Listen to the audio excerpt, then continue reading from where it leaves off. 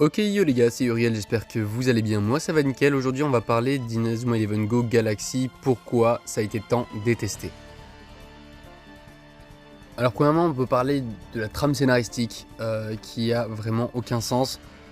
On commence donc avec la sélection nationale pour le FFI, donc Football Frontier International.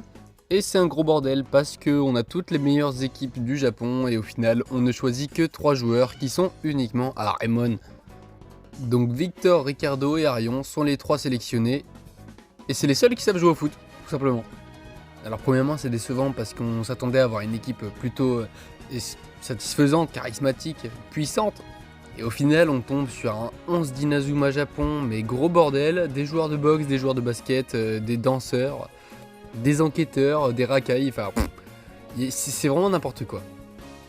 Donc au final on finit avec un 11 d'Inazuma Japon qui est vraiment très mauvais.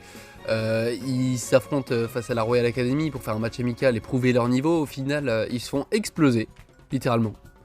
Donc ça annonce les couleurs, on voit aux premiers entraînements que les joueurs ne savent pas jouer, qu'ils sont là pour l'argent que leur a promis le gouvernement et l'association du FFI. Et on n'est pas là pour retracer toute l'histoire, donc je vais juste vous expliquer pourquoi ça a été tant détesté et pourquoi c'est compréhensible. En premier, on aura le fait qu'il n'y a pas eu de jeu en Europe. Donc il est sorti au Japon, malheureusement il n'est pas sorti en Europe, il a été attendu par tout le monde. Même si l'histoire n'intéressait pas grand monde, les jeux Inazuma Eleven, ça a fait parler. En plus de ça, on avait un jeu très complet, un jeu plutôt bien fait, plutôt bien réalisé, à même titre qu'Inazuma Eleven Go Chronostone, mais on y reviendra plus tard. Le fait est que on avait plus de joueurs sur le jeu Galaxy que Chronostone, bien sûr, parce qu'à chaque jeu, bien sûr, on augmente le nombre de personnages jouables.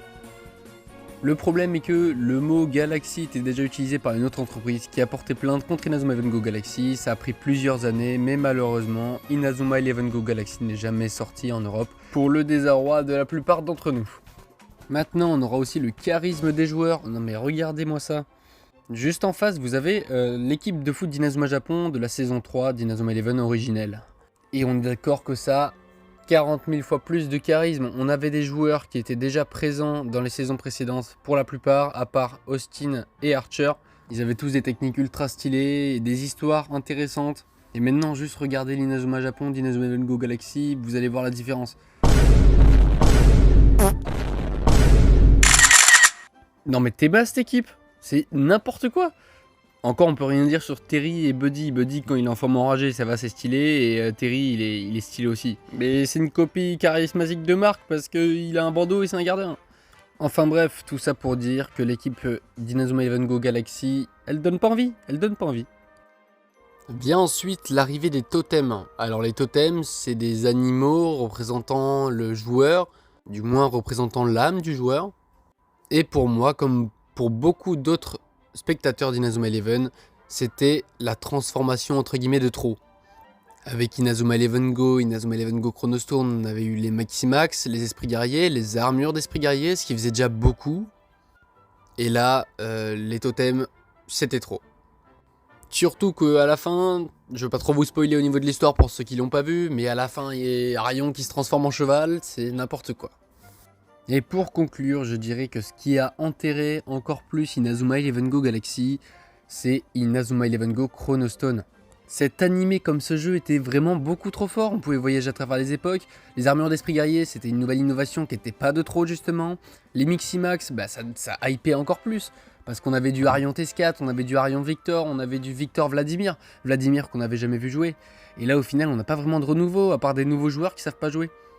Donc pour moi, Inazuma Eleven Go Chronostone était beaucoup trop fort par rapport à Inazuma Eleven Go Galaxy, ce qui a fait que ça a enterré la 3ème saison d'Inazuma Eleven Go. Ça a tout détruit.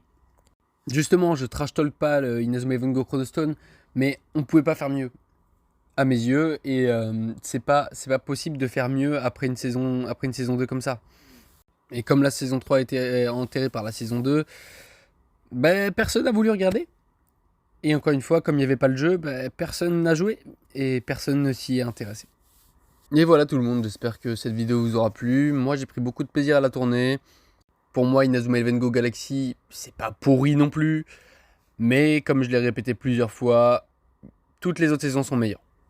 N'hésitez pas à me partager votre avis en commentaire, à vous abonner et à liker. Je continuerai à faire des vidéos comme ça. Normalement, la prochaine vidéo, ça va être la team que je pourrais faire selon chaque jeu. Voilà, voilà. Bon, des bisous et ciao, ciao.